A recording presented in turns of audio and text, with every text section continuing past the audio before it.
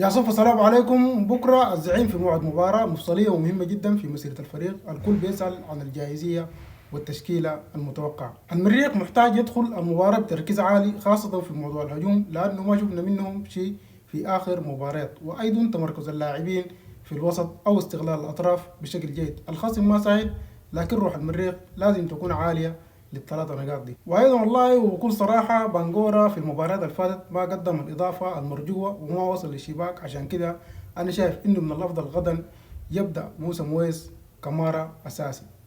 مويس عنده الحركيه والفاعليه اللي بنفتقدها حاليا في المناطق الاماميه. اما بخصوص خط الوسط فالمفتاح غدا هو الربط بين الخطوط. لازم نشوف المصباح فيصل بجانب وبينو تشيسالا. الثنائي دي هي حتعمل توازن حقيقي، لأنه تشيسالا عنده قدرة عالية جدا على الربط بين الدفاع والوسط، وده حيمنع الخصم من بناء الهجمات المرتدة بكل سهولة.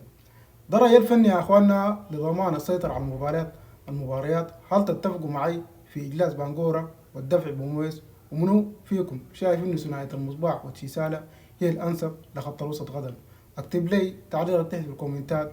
وبيس.